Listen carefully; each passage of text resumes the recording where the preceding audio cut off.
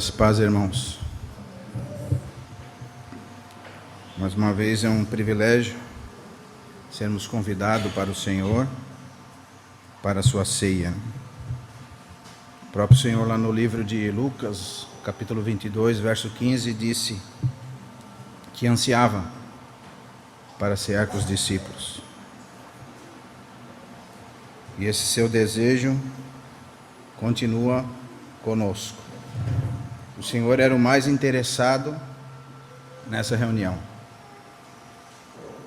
porque o desejo dele é estarmos unidos, amém? Vamos curvar a nossa fonte, ter um momento de oração. Pai, nós queremos te agradecer, Senhor,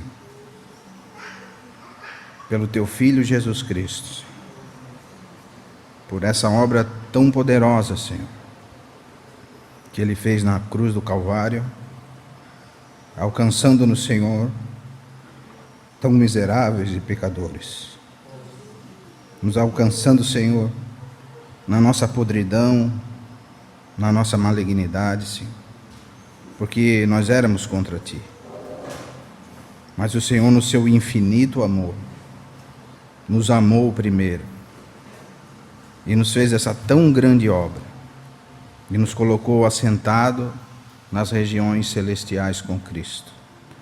Senhor, tem misericórdia de nós, porque muitas vezes, Senhor, não conseguimos entender tudo aquilo que o Senhor fez por nós.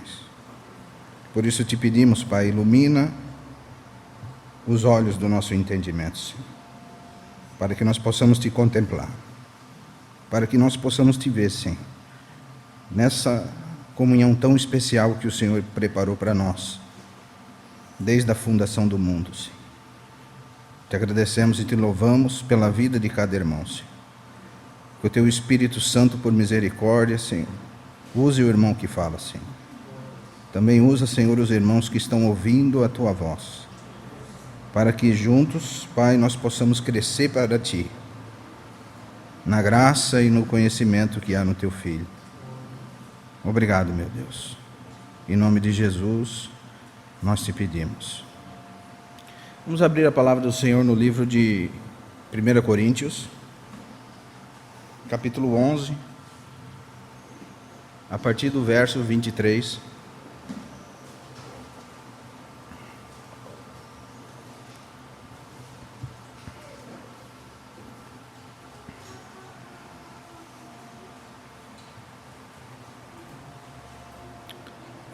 Porque eu recebi do Senhor o que também vos ensinei, que o Senhor Jesus, na noite em que foi traído, tomou o pão, e tendo dado graças, o partiu e disse: Tomai, comei, isto é o meu corpo, que é partido por vós. Fazei isto em memória de mim.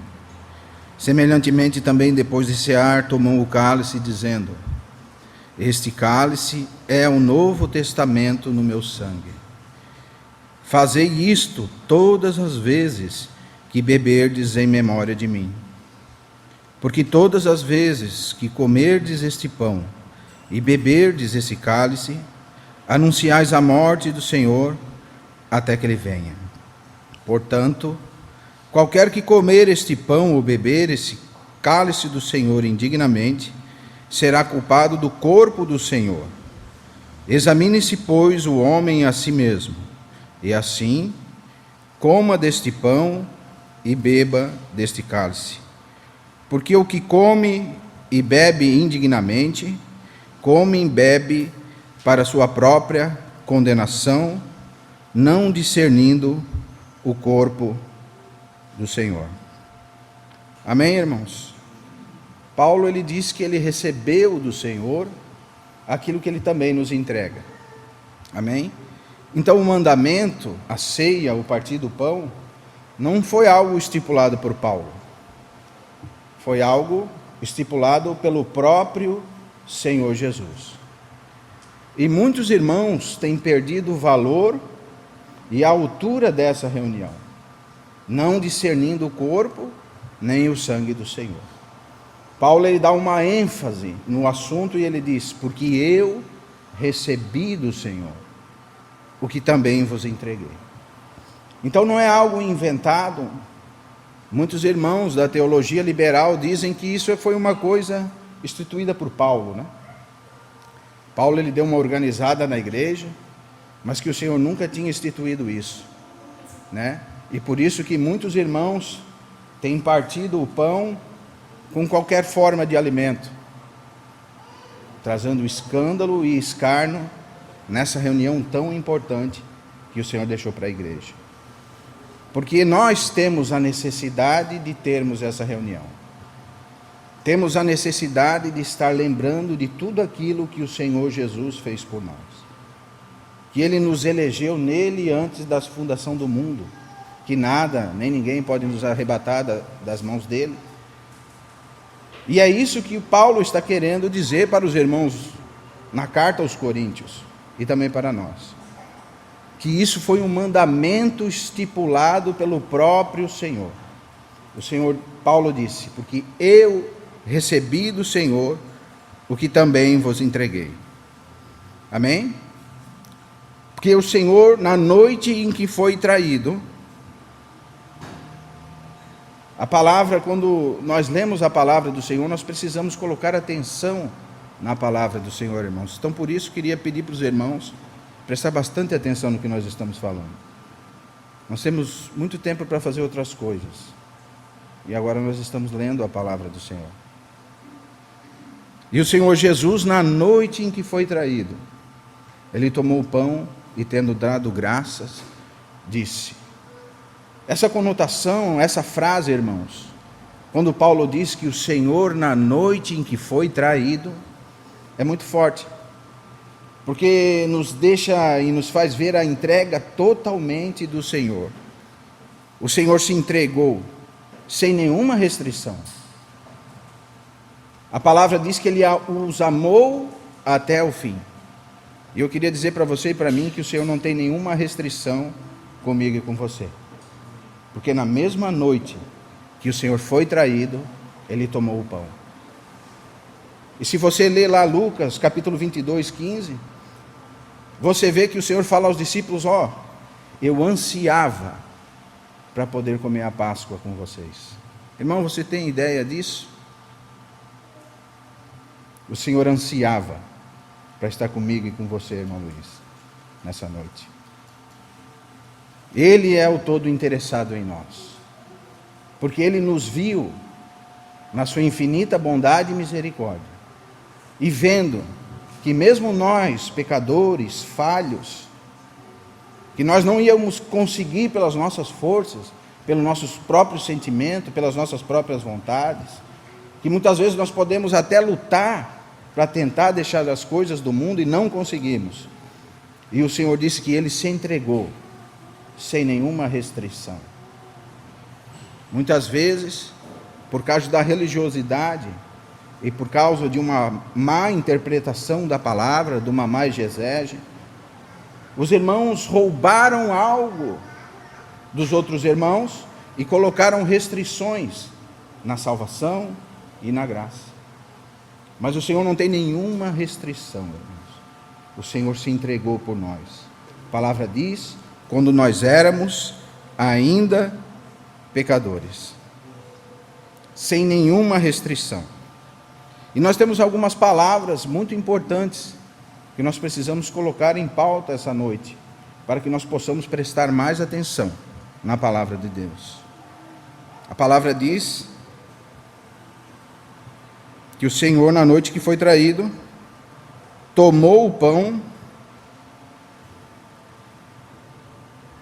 e, tendo dado graças, disse: tomai e comei. Irmãos, essa palavra tomai é muito importante para nós. Porque como nós vivemos no meio de uma guerra, nós somos atribulados e bombardeados por várias distrações, por várias doutrinas de demônios, que os irmãos, pensando que estão acertando, passam do ponto que a palavra vai. Por isso que vários irmãos tentam entender até o pensamento de Deus. Ora, o que o Senhor pensou primeiro, em criar o homem ou em salvar o homem? E ficam conjecturando sobre essas coisas e deixam de obedecer à palavra de Deus. E nós sabemos que o ABC do crente é o obedecer. Nós precisamos obedecer à palavra de Deus. Então o Senhor nos deu em Cristo Jesus toda a sorte de bênçãos espirituais que temos em Cristo. Ele nos deu. Se você ler lá Efésios capítulo 1, vamos ler lá, irmãos? A partir do verso 3 diz assim. Presta atenção na palavra de Deus, irmãos, vale a pena. Bendito o Deus e Pai de nosso Senhor Jesus, o qual nos abençoou com todas as bênçãos espirituais nos lugares celestiais em Cristo. Preste atenção, irmão.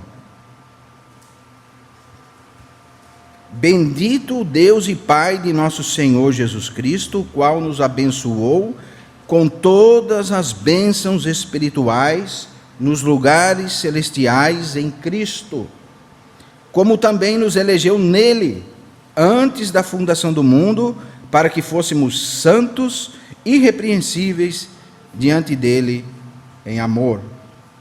E nos predestinou para filhos de adoção por Jesus Cristo, para si mesmo, segundo o beneplácito da sua vontade, para o louvor e glória da sua graça, no qual nos fez agradáveis a si mesmo no amado, em quem também temos a redenção pelo sangue, a remissão das ofensas, segundo as riquezas da sua graça, que ele tornou abundante para nós em toda sabedoria e prudência, descortinando-nos o mistério da sua vontade, segundo o beneplácito que propusera em Cristo, de tornar a convergir em Cristo todas as coisas, na dispensação da plenitude dos tempos, tanto as que estão no céu, como as que estão na terra. Amém? Então você vê o que nós temos em Cristo Jesus, irmão.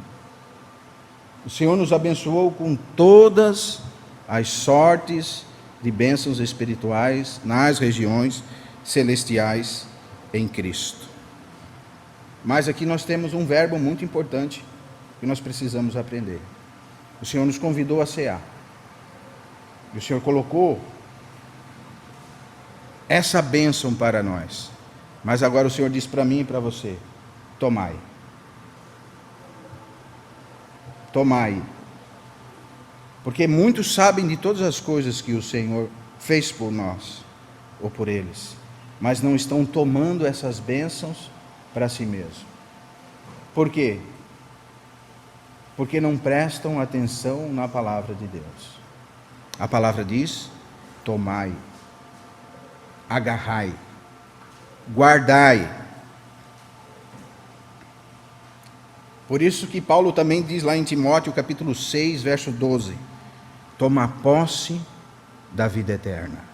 Ô irmão, mas a vida eterna não é de graça? Sim, é de graça, irmão. Mas nós estamos no mesmo assunto. O Senhor deu isso para nós.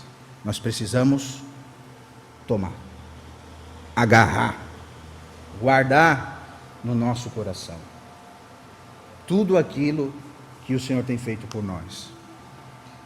Por mais luta e provações que passamos. Eu lembro-me que no Salmo 78, verso 19, quando o povo estava peregrinando pelo Egito, existe uma pergunta ali na parte B do versículo que diz: poderá o Senhor botar um banquete entre o povo, ou preparar uma mesa entre o povo? Lembro-me também do Salmo 23, verso 9, se não me engano: prepara-me uma mesa perante mim, na presença dos meus inimigos. Nós temos essa mesa hoje. Apesar desse turbilhão de confusões que estamos vivendo, até mesmo no nosso país, muitas pessoas ficam angustiadas e sobrecarregadas, mas nós precisamos aprender, irmãos, que quando nós tomamos essas coisas que o Senhor já nos abençoou, que já temos, agarramos essas bênçãos espirituais, verdadeiramente O Senhor é o nosso pastor. E o Salmo diz, e isso já nos é suficiente. Ou na nossa tradução, e nada nos faltará. Porque quando nós tomamos as bênçãos espirituais que temos em Cristo Jesus, nada mais é importante, irmão. Então nós vamos deixar de nos preocupar se um bandido foi solto ou não, porque a nossa confiança está em Cristo. E esse é o maior erro dos cristãos atuais. Eles não conseguem tomar as bênçãos espirituais. Eles são ricos em Cristo Jesus, mas eles não agarram aquilo que o Senhor Jesus tem dado para ele. É como aquele mendigo, a história daquele mendigo que tinha uma grande conta no banco, mas não sabia, não conseguia mexer. Então ele passava fome e necessidade, rico, mas passando necessidade. Assim é o povo de Deus.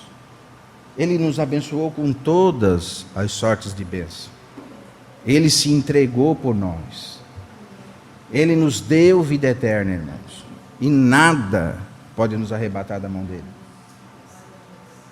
A palavra diz que nem a morte, nem a vida, nem o passado, nem o presente, nem o porvir, nem nenhuma criatura, Juarez, pode nos separar do que o Senhor tem nos dado. Só que agora ele diz para nós, irmão, tomar isso. Irmão, você precisa ter isso como verdade para você. Isso é uma âncora para as nossas almas. E é isso que o Senhor quer nos esclarecer. Precisamos prestar atenção na palavra do Senhor. Amém?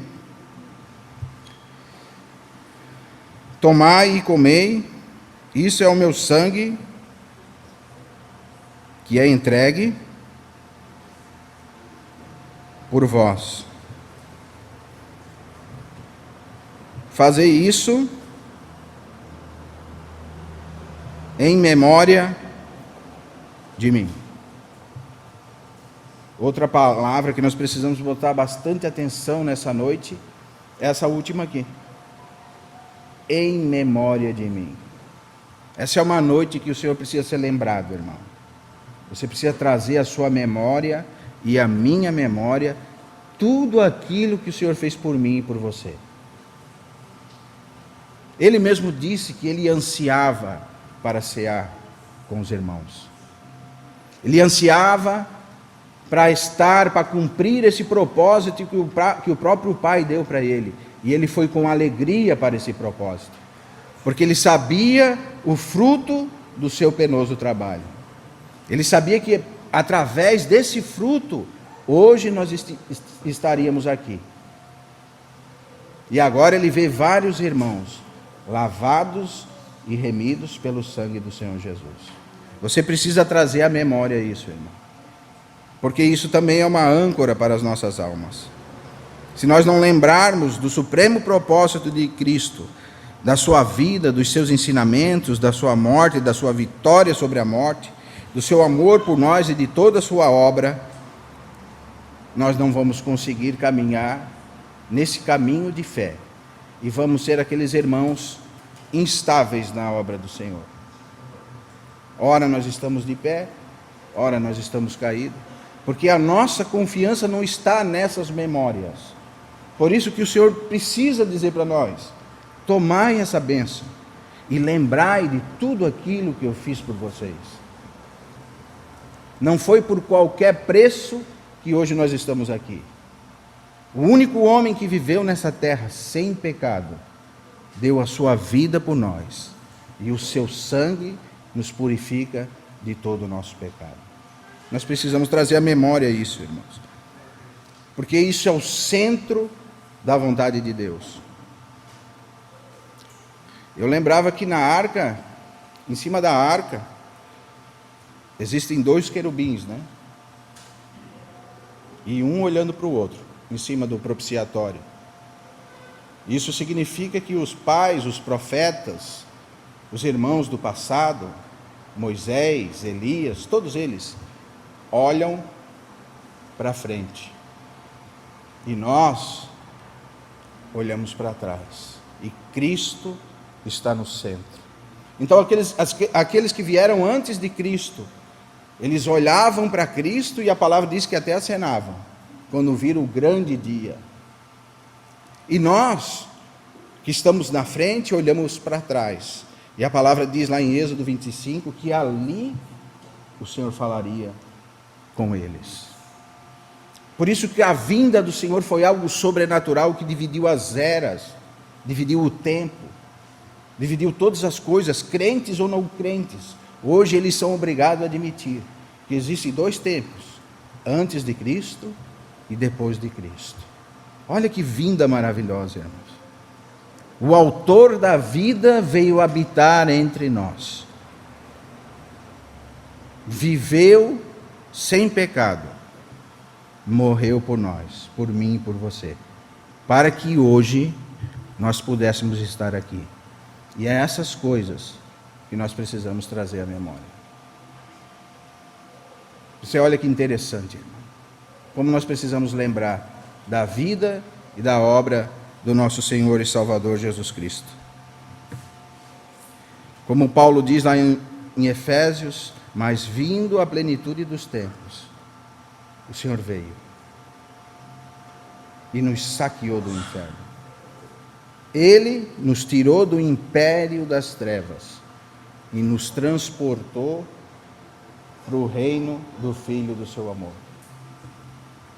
Veja, irmão, que importante. Foi Ele, foi por Ele que tem o poder. Porque Ele mesmo disse, todo o poder me foi dado no céu e na terra. Amém? Então o Senhor agora nos deu o poder de ser filhos de Deus. Como diz em Gálatas 4:4, mas vindo a plenitude dos tempos, Deus enviou o seu Filho. Verso 6, e agora como filhos, Deus enviou em nosso coração o Espírito do seu Filho, que clama, Abba, Pai. Pai. Então hoje nós temos um Pai no céu, porque nós não tínhamos. Deus não era o seu Pai, irmão. Deus se torna o seu Pai quando você nasce de novo em Jesus Cristo. Por isso o Senhor falou, é necessário nascer de novo. Hoje nós temos um Pai, e esse Pai é um Pai de amor. Amém?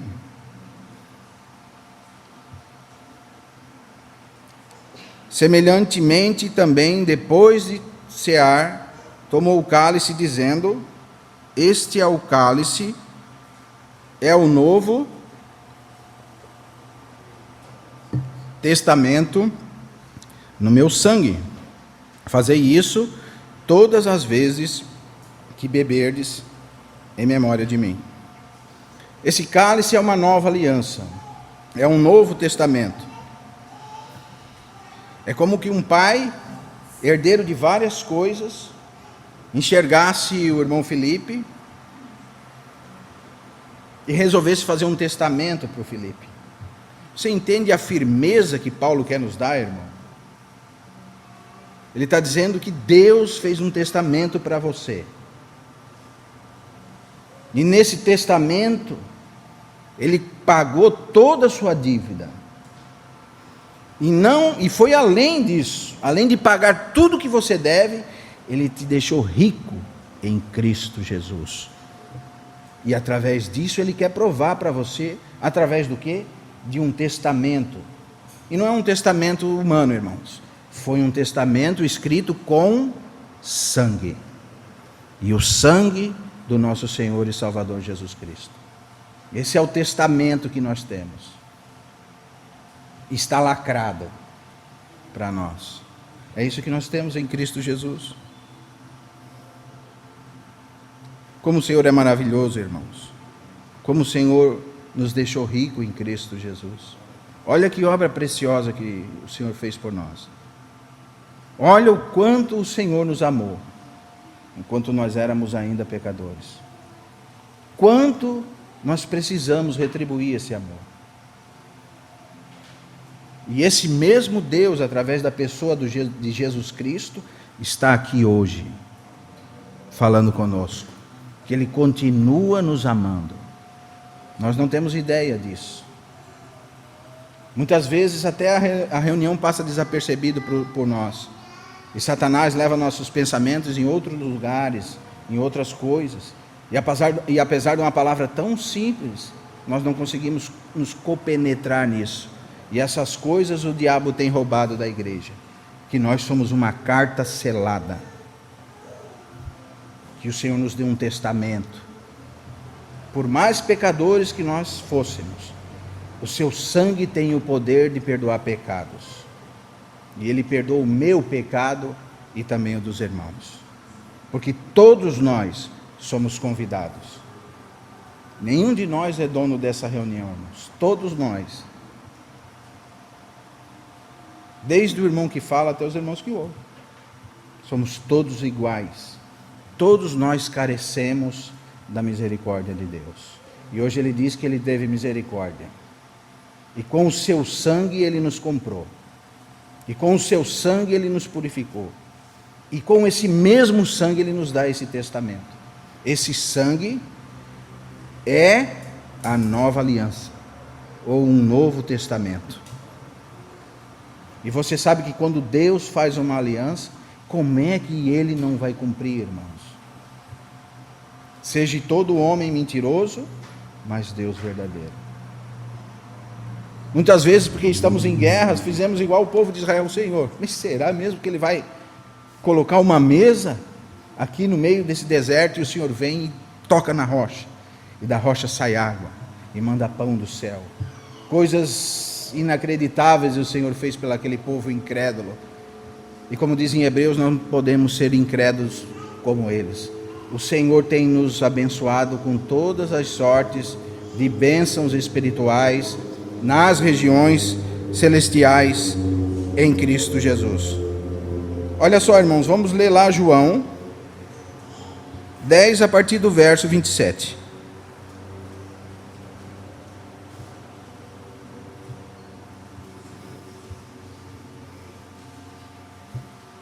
Veja o que Jesus falou. As minhas ovelhas ouvem a minha voz e eu conheço elas, e elas me seguem. E dou-lhes vida eterna, e nunca hão de padecer, e ninguém as arrebatará das minhas mãos. Mas ele vai além disso. Ele continua o texto e diz: Meu Pai que é maior do que eu, meu Pai, mais do que eu, é maior do que todos, e ninguém pode arrebatá-las da mão do meu Pai. Eu e o Pai somos um. Então o Senhor está falando assim: irmãos, vocês são minhas ovelhas, vocês conhecem a minha voz, eu vos dou vida eterna, e vocês nunca perecerão. Oxe, irmão, nunca? Talvez você queira mudar essa palavra do Senhor.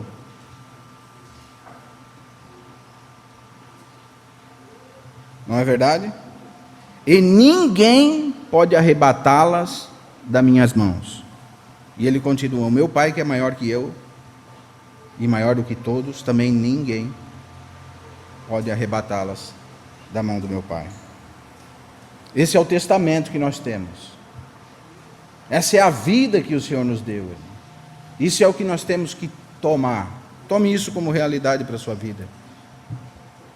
Talvez o que você está achando que é um problema para você, você vai ver que realmente isso não passa de picuinhas. Coisas que são nem dignas de ser ditas diante de tão grande misericórdia e tão grande salvação. Por isso nós precisamos tomar aquilo que o Senhor nos deu.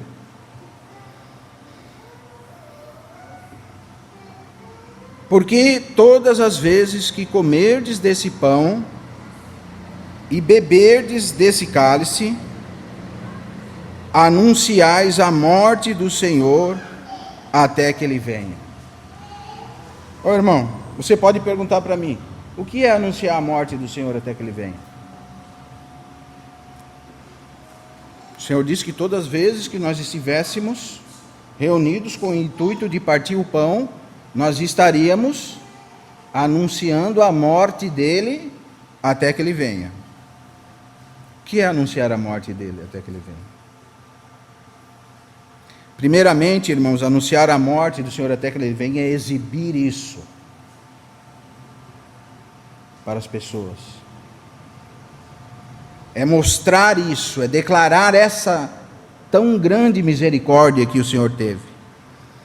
Declarar a morte do Senhor vai além disso. Declarar a morte do Senhor também nos diz respeito à igreja. Quando você vive uma vida como igreja, você está declarando a morte do Senhor. É interessante isso, irmão. Você precisa declarar a morte do Senhor até que ele venha. Mas se você não discernir o corpo, você está partindo o corpo do Senhor para a sua própria condenação. É isso que os próximos versos vão dizer para nós. Mas ele diz: portanto, porque todas as vezes que comerdes desse pão e beberdes desse cálice, anunciais a morte do Senhor até que ele venha. A morte do Senhor precisa ser anunciada, porque a igreja é o elo que liga essa primeira vinda do Senhor com a sua última vinda. O Senhor veio, o Senhor venceu o diabo, venceu a morte, morreu e ressuscitou, e no seu sangue nos comprou, formou a sua igreja. E agora nós estamos vivendo como igreja, que vai linkar essa vinda dele até a sua próxima vinda. E qual é o papel da igreja? Anunciar a morte do Senhor até que ele venha. Muitos querem anunciar só coisas secundárias, né? Ó que profundidade, irmãos, dessa palavra. Mas muitos anunciam: o Senhor vai te dar uma casa, o Senhor vai te dar uma esposa, o Senhor vai te dar um carro novo. Você vê como a igreja ficou superficial nessa revelação do corpo de Cristo, e deixando as coisas fundamentais da fé, voltaram-se para as fábulas, como Paulo diz lá em 2 Timóteo, capítulo 4. Como nós precisamos anunciar a morte do Senhor até que ele venha. Você sabia, irmão, que o Senhor morreu e ressuscitou para que hoje você pudesse estar aqui? Foi pago um alto preço, o maior preço. Qual de nós poderíamos dar a vida por pessoas injustas e caluniadoras? Você sabia, Lucas, que foi pago um alto preço? O Senhor morreu para que hoje nós pudéssemos aqui. Se nós tivéssemos essa consciência viva dentro dos nossos corações, muitas vezes, muitas coisas que nós praticamos, deixaríamos de praticar. Amém? Portanto, qualquer que comer esse pão e beber desse cálice indignamente, será culpado do corpo e do sangue do Senhor. Examina-se, pois, o homem a si mesmo, e coma desse pão e beba desse cálice. Porque o que come e bebe indignamente, come e bebe para sua própria condenação, não discernindo o corpo de Deus, ou o corpo do Senhor. Irmãos, são versos que foram por muito tempo mal interpretados pelos irmãos.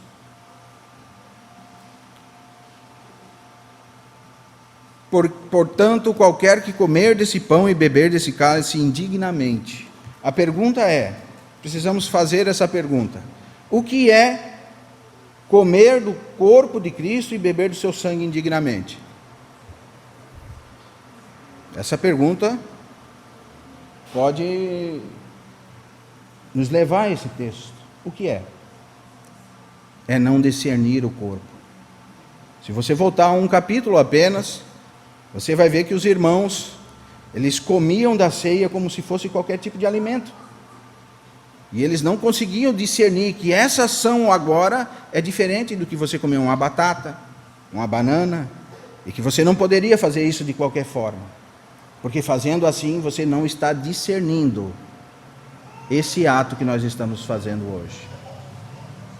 Isso é não discernir o corpo de Cristo. E vai um pouquinho além também, porque no verso 29, nós vemos que Paulo diz assim: porque o que come e bebe indignamente, não discernindo o corpo, come e bebe para sua própria condenação, não discernindo o corpo. Paulo vai um pouquinho mais longe agora, porque antes ele falou: come e bebe, será culpado do corpo. Mas agora Paulo diz: não discernindo o corpo. Amém? Em Efésios capítulo 4, a palavra diz assim: um só espírito, um só corpo. Amém? Vamos voltar no capítulo 10, verso 29.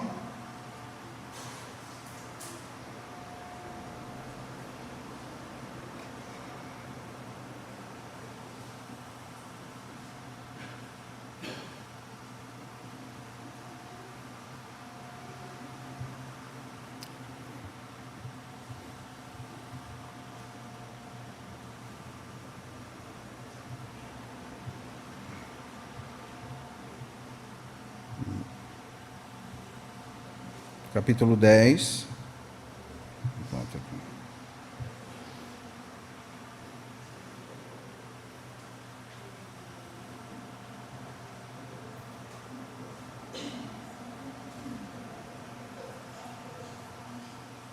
Verso 16, irmãos.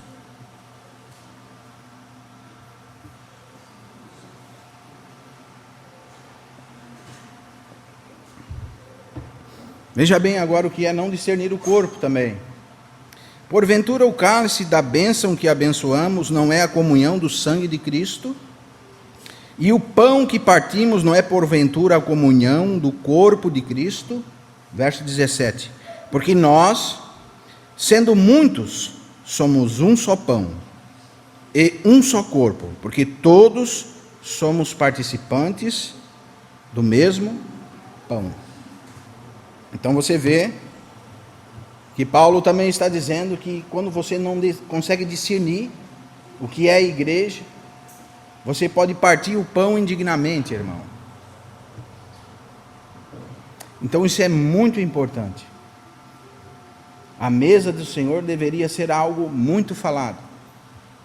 Por isso que Paulo diz que nós deveríamos partir todas as vezes que nos reunirmos. Porque os irmãos perdem de vista essas coisas.